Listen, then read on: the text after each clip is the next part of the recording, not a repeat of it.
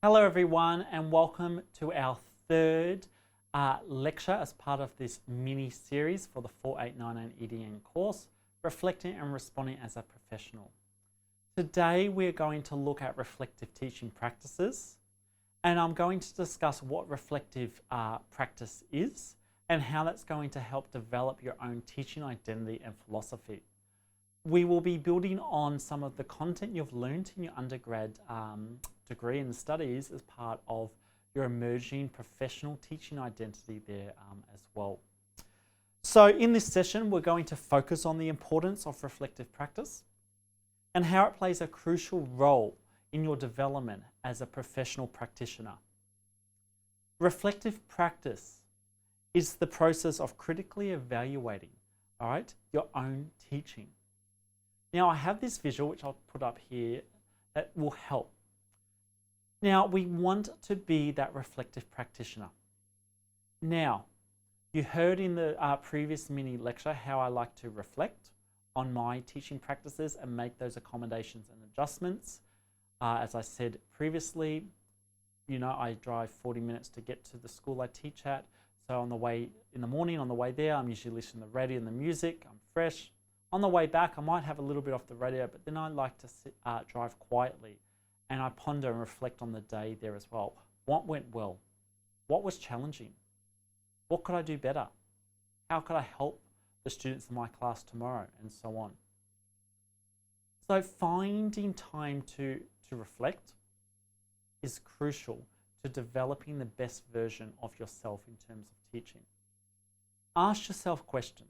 What worked well today? Or what worked well in this lesson? What didn't? And most importantly, why? By engaging in that self-assessment and that internal dialogue with yourself, you're continuously refining your teaching methods and adapting to meet the evolving needs of your students. With that in mind, please be kind to yourself. I know we want to be the best version of ourselves, but not every lesson is going to be this spectacular lesson. We will plan and write these great lesson plans, and then all of a sudden someone throws a spanner in the works, technology doesn't work, you've misplaced the resource, or someone else has accidentally borrowed the materials you're going to use, and you have to adjust and change.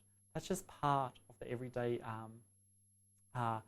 dilemmas that teachers face there as well. So don't be hard on yourself with it. Don't always go, oh, I could have done better, and constantly look for ways to improve there. And I mean that when you go on placement, all right? It's a learning journey, it's a learning process. Your mentor teacher knows that. Start off with your strengths. What went well? Don't dive deep into areas to improve. That deficit thinking, all right? Move away from that. Start with your strengths, then your areas for improvement, and then end with a strength or something that you're going to continue doing there as well. All right? Give yourself that pep talk. You deserve it. Now, think about it when you're on placement. How are you going to reflect? How are you going to become this reflective practitioner? After a lesson, you might like to reflect on how well your students understood it. Maybe make a note. You might just have a mental note in your head, or actually write it in your teacher diary there. Did they grasp the concepts? Yes. What did you do that made them understand it? If not, why? Were there any areas that they struggled? Based on your reflections, you can then adjust those future lessons to ensure all students are fully supported and able to learn effectively there as well. With that in mind, all right, I wanted to share with you a PD I went to last month. Now, I've been teaching for over a decade now, and I absolutely love it, but I'm always looking for ways to upskill and better myself, as we all are. We all are lifelong learners. And if I can bring your attention back to the first year of this degree, 1499, Understanding Lifelong Learner, we spoke about that there as well. Many of you were in my class then, and it was a pleasure to have you then, as it is now there too. So I hope you can reflect on some of that knowledge and understanding there too. But this presentator got up. He's a teacher, and now he goes around doing professional development in schools to teachers. And he said, ask what makes you say that? And I thought, oh, I never really thought about that. What makes you say that to myself? What makes you say that? Oh, the lesson went well. What makes you say that? The lesson, was a disaster. What makes you say that? Because then you're thinking more critically. You've got to justify it. Well, actually, it wasn't really a disaster. It was just the first 10 minutes. It was really hard for me to settle them. Once I settled the students, we got through the learning objectives, the learning activities there as well. So think, what makes you say that? Think deeply, critically, and develop the skills to be that reflective practitioner there as well. Reflective practice isn't just about doing that to improve your teaching, okay? It's also about fostering continuous growth. And that's what I mean about being kind to yourself. Not just about, oh, do better next time, do better next time. How we can improve as a professional practitioner here as well. So as you reflect, you're continuously learning and evolving. If I reflect the way I teach now compared to the way I started teaching in 2008, vastly different. And that's okay. That's part of life experience with anything, right? It's like learning how to ride a bike. The first several times you do it, you will fall off. You'll need assistance, have the training wheels. Now, right, you can ride that bike easily and independently. It comes with experience. You're constantly learning and evolving, right? We are lifelong learners, so you're constantly learning and evolving. For me, AI at the moment, as we know, that space is relatively new to everyone, to society, okay? It wasn't around, 5-6 years ago. It was in the works and developing, but now it's here and it's developing at such a rapid pace. So I'm looking and constantly learning ways I can use it effectively with those ethical considerations and meaningfully to support my students, their learning, and also me and my tasks. Can I use it to help with some administration tasks there? Can I help use it for brainstorm there as well? So constantly learning. I went to a PD session last year about how we can use AI to help generate some brainstorming ideas for the class discussions. Now, I never even thought about it like that. So I'm constantly learning there as well, and so are you. When you go on placement, okay, you are coming to the end of your almost 4-year degree of the Bachelor of Education. You've had previous experience at schools with your previous professional experience. Build on that. But be kind to yourself and go, okay, well, when I have my first job, this is how I'm going to improve. When I've taught for a year, I'll look at reevaluating, reassessing there as well. If you can do that, if you can constantly self-assess, reflect, learn, evolve, it's not only going to help you as an individual, but it's going to help your students because you are giving them the best version of yourself. Okay, so therefore learning their learning is going to be impacted in a positive way there as well. Because our professional reflections improve their outcomes. If I taught the students I have today the way if I teach the students I have today the way I taught 10 years ago, all right, that's not fair on the students. I've learned, I've adapted my pedagogies, I've upskilled, up-leveled. So therefore I need to do that to best support my students there as well. I need to refine instructions. I need to refine my instructional goals there as well. That comes with analysis.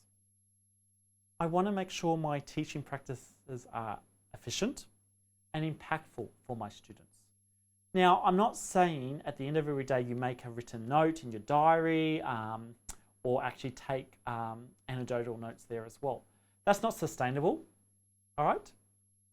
And that's not practical. We don't do that. You might have just a mental thought, reflection. As I said, I do it on the way driving home. You might go to your teaching buddy next door, your colleague, and have a really good relationship with them and say, hey, this is how my day went. How was yours? Or, hey, once a week on a Thursday, we'll catch up and share how we're going with our classes. Great, do that. Or a mentor within the school there as well. Often, as beginning teachers, and you will be paired with a mentor, a more experienced teacher to help adjust. This is for people that go straight into contracts or full-time work, to the expectations of being a teacher there as well. So use those sessions. You can see with the cycle here as well. Description, what happened? How did it feel? Evaluate and analyze. Conclusion. And then, okay, great, you've identified this didn't go well or this did go well. Where to next? That's that action plan there. I'm going to keep doing this because it worked really well, or I'm going to change how I deliver the task instructions or how I explain the what and the wilf because it was not effective, because 18 out of my 22 students did not understand it. So that's a clear indicator it was the way I delivered it compared to their understanding. I hope that makes sense. So find someone that you can confine in and have that debrief. On placement, it will be your mentor teacher. Go up to them after school. Hey, I was thinking, I thought, my maths lesson was really good, but I really got to improve my afternoon teaching where the children are tired after lunch. I felt I wasn't forceful with my behaviour management strategies or my explanation of the activity, whatever it is that you're doing there as well. With that in mind, if you can start to develop that reflective thinking, that reflective skill, that's going to lead to your teaching identity. So now let's dive into how reflective practices shape your teaching identity. And I've shared a few pictures of me because I'm going to share with you my teaching identity in a moment there as well. As I just said, that reflective practice is crucial for developing your personal teaching philosophy and for defining your role as an educator. Don't forget you are a qualified practitioner of education. So by you regularly examining your teaching practices, your communication style, your teaching strategies there as well, okay? You gain insights into what works for you and where there might be room for improvement. As I said, we are lifelong learners. We've all got things to work on. We've all got strengths. We've all got areas of growth there as well. But through that reflection, you also adapt to meet the needs of your students, as I've just said on the previous slide there. It will allow you to assess how well your teaching strategies align with your students' needs, the APSTs there, and make accommodations and adjustments, which is what I was discussing in our previous lecture, in the mini lecture 2 previously. So for example, you might notice a certain teaching method isn't resonating well with a particular child or a couple of children there as well. That reflection helps you adapt. Okay, well, I need to develop something else for these group of students here as well to ensure that they're all learning, they're engaged, and they're supported there as well. So continuous reflection is key to that professional growth.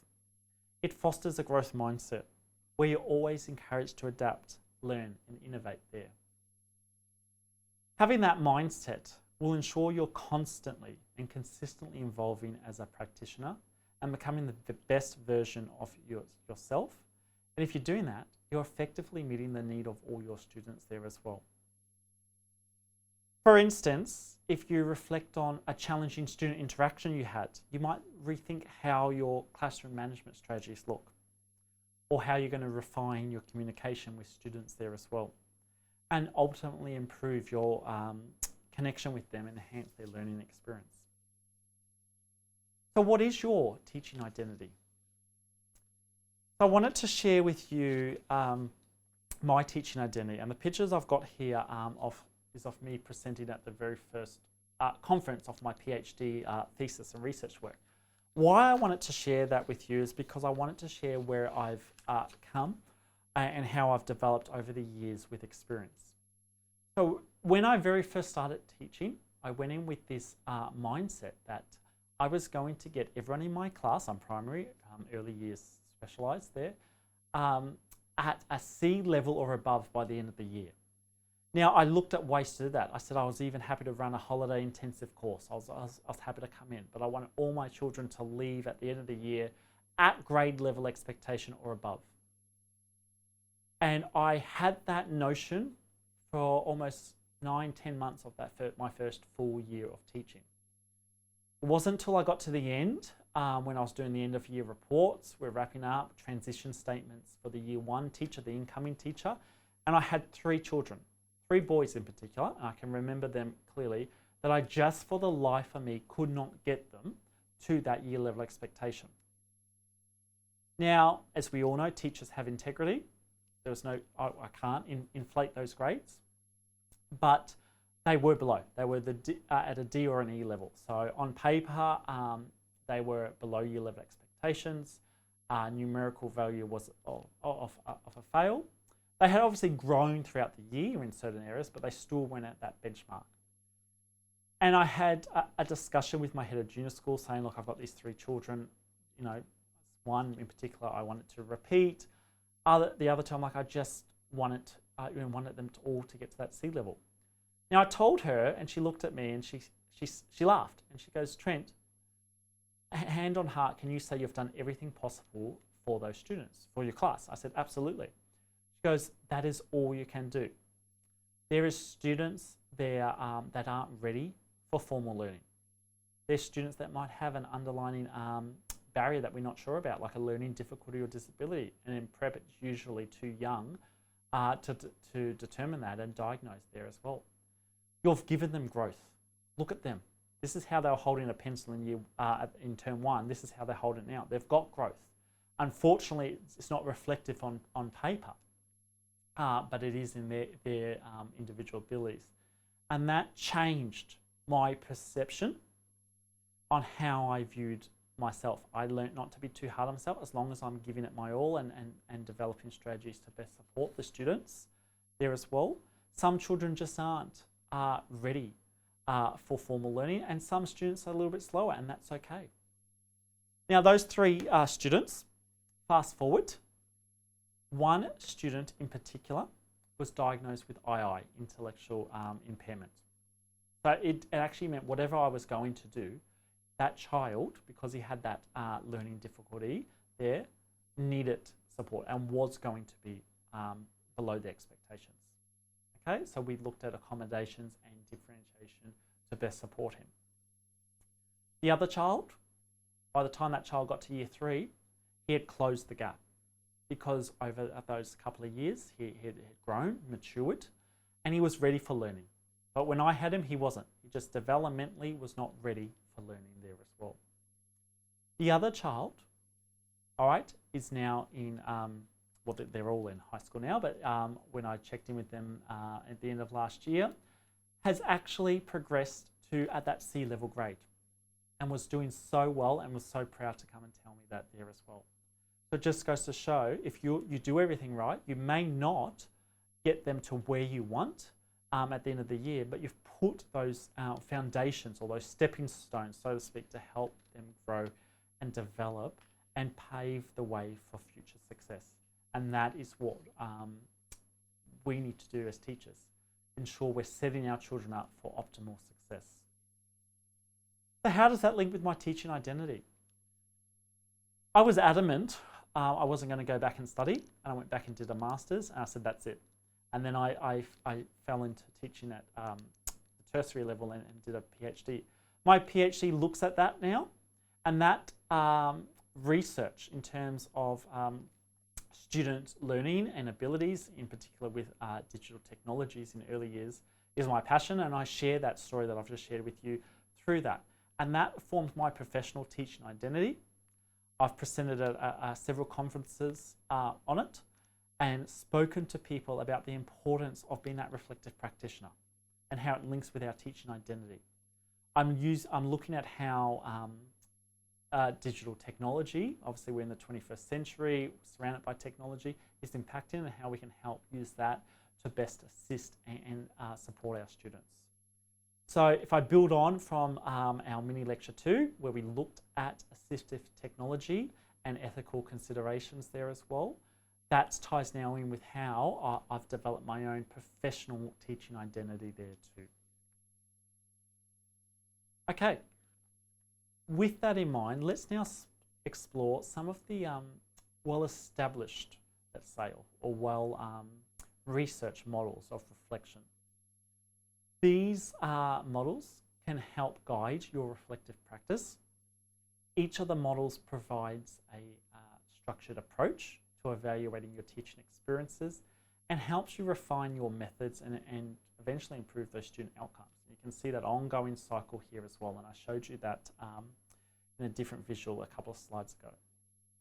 Now, we've got, just full disclaimer, I've got a couple on the screen here. This is not all of them. There's way more here as well. You might go, I've actually never heard of Donald's model of reflection or Gibbs' reflective cycle, all right? Or Kolb's experiential learning cycle. That's fine. I'm just sharing with you a few. Talk to your teacher. What do they do? What does the school use? What one resonates with you most? So if I look at the first one, all right, it emphasizes two types of reflections. Reflection in action, which occurs during the lesson, and reflection on action, which happens after the lesson. Reflection in action allows you to make real-time adjustments. Oh, that wasn't working. I'll try this. Oh, hang on, Trent. I can see you're struggling with that. Hang on, let's go and get this. Okay, let's actually get the speech-to-text software out there to help them there as well. So an example of when I've used this model of reflection during my teaching is when I had a child, right, let's call him John, wasn't his name, but let's say, and John was disengaged, all right, and I had to alter my approach on the spot because he was disengaged, he was annoying the other students, so interrupting their learning, okay, and actually, to be honest, he was actually pinching them, he was being very disruptive. Now, I knew the child, I knew he was quite capable of what we were doing.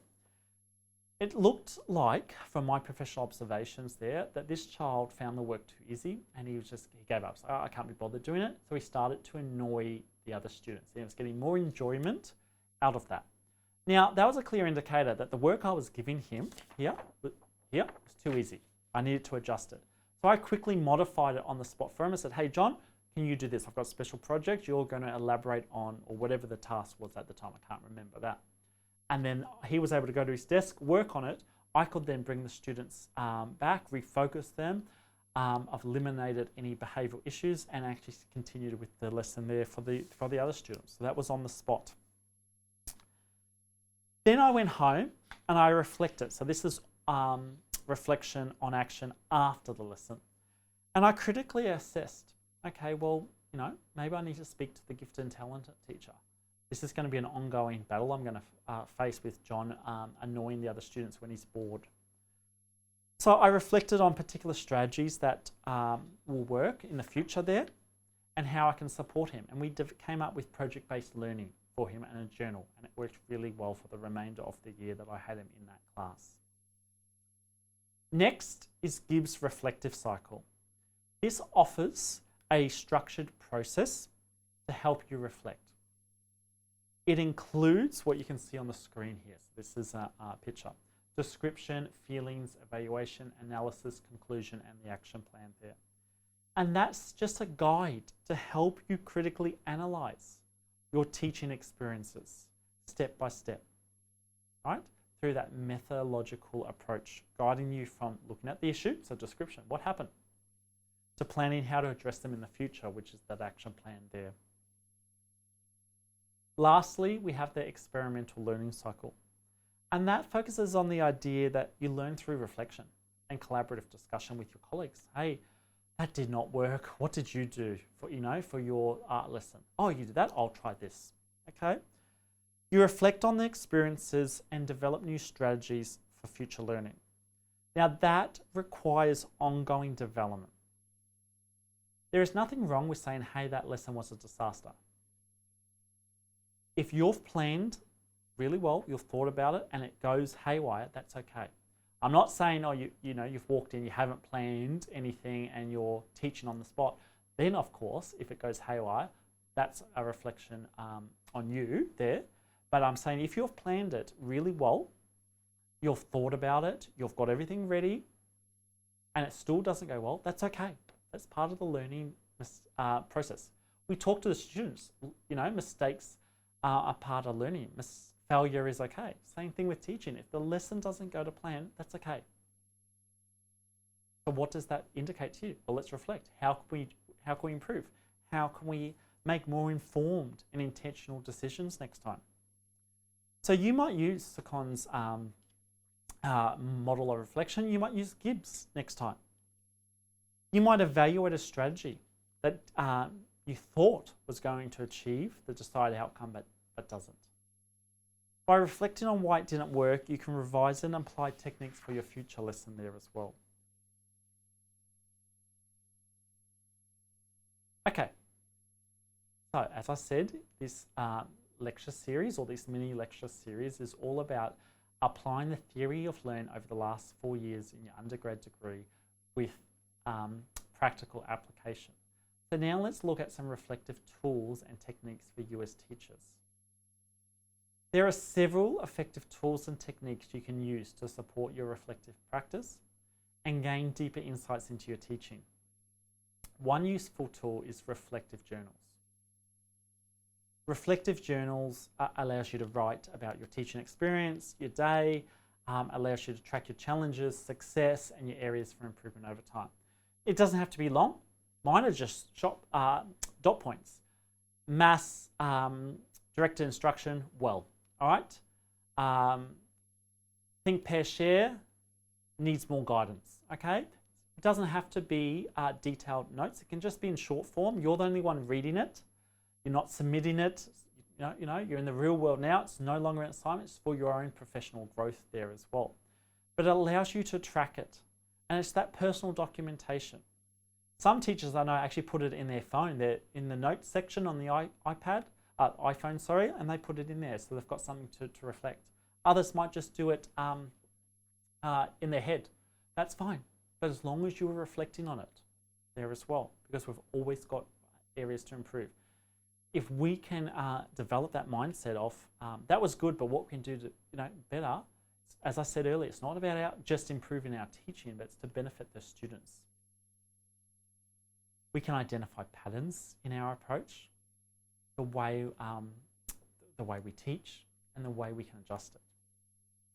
An example, and as you know, I like to share a lot of personal examples from my teaching experience, but obviously, as you know, I'm early years trained, so I feel quite confident and capable to go into an early years classroom and teach and develop that rapport and those professional relationships with the students. Now, I've taught in the lower primary, in early learning centres for a long time. I have taught upper, but not often, and I've taught, very, very rarely have I taught a high school class. I did teach for a very short period of time, Year 8 biology, but it was a very short stint. If I got told tomorrow, Trent, you're going to Year 7 science, or HAS or whatever it is, I would feel like, honestly, back to the drawing board. I have to reinvent who I am and my approaches. But that's normal, all right? Because I haven't had that experience. So I'll go talk to someone who has taught upper primary there as well, or secondary there too, to learn about it. I always thought I was staying in early years, and then I slowly transitioned to tertiary teaching at the university, and now I've been at Griffith. This is my 5th year. Actually, I think it's more getting closer to 6. But anyway, that's a different story there. So just thinking about that. Another valuable tool is peer feedback there. So you can collaborate with your colleagues, meet for a coffee, go in at school. How was your day? You had a great day? Great. What went well? Tell me about it. What makes you say that? All right. You can gain fresh perspectives. Hey, Trent, I had a really shocker of a lesson. What are your thoughts here? All right. Gain it from someone with that experience. Up level your teaching methods there too. Peer feedback will foster that supportive environment. As I said earlier, you will most likely have a mentor at that school if you're full-time there as well, and you can discuss and refine techniques and strategies and address areas you might not notice on your own. I know I still stay in contact with the mentor I had in my very first year of teaching. She was teaching Year 5 at the time, very experienced, about 20 years experience before that, and has since moved into senior leadership roles and so on. And we would meet once a fortnight. All right, so it doesn't have to be every day there. What went well? Areas to improve, what concerns I had. And through that, we developed a really good professional relationship there.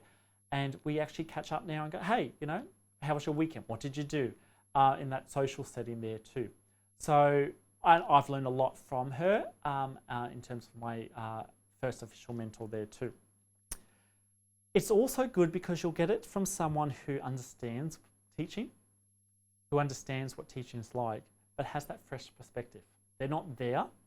I don't like the word outsider, but if you think they're not in your classroom at the moment, they're in their own classroom, so they're hearing it, seeing it with fresh eyes or fresh lens there, which can give you that fresh perspective. And sometimes that's what you need there as well.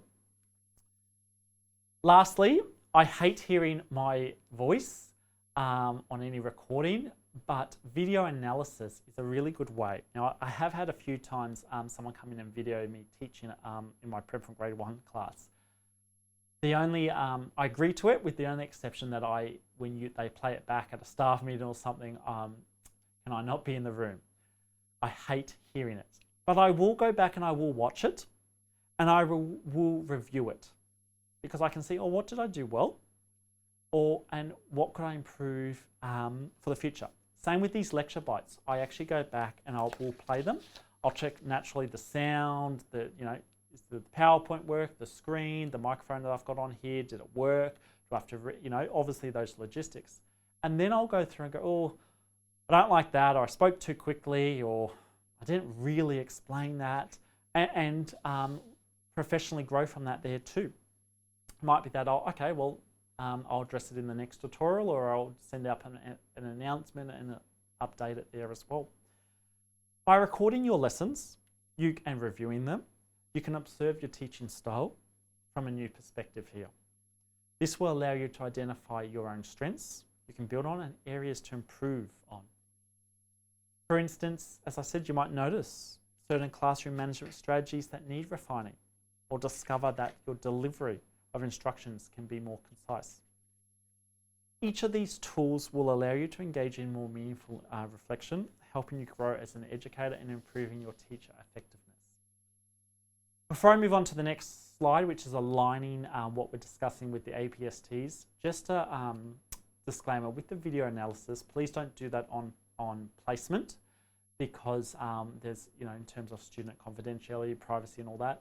I'm talking about when you are when you're in a school, you will have the school phone, camera, iPad, whatever it is they want, and you'll set it up with your head of curriculum or senior leadership team to come and record you teaching and use that as a professional learning. Don't do any sort of video recording on placement because it's a breach of code of conduct and ethics there as well.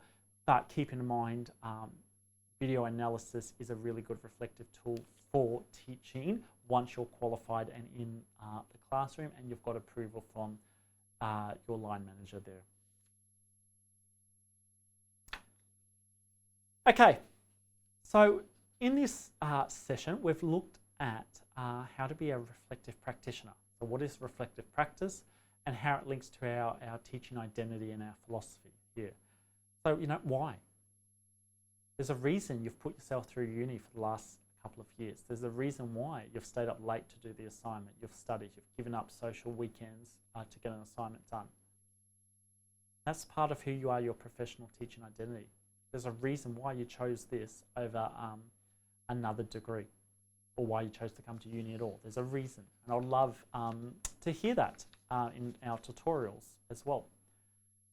Reflective practice is not just because I want to, record a lecture. There is meaning. It's deeply aligned with the APSTs, and it emphasizes the importance of ongoing self-assessment and continuous improvement in teaching.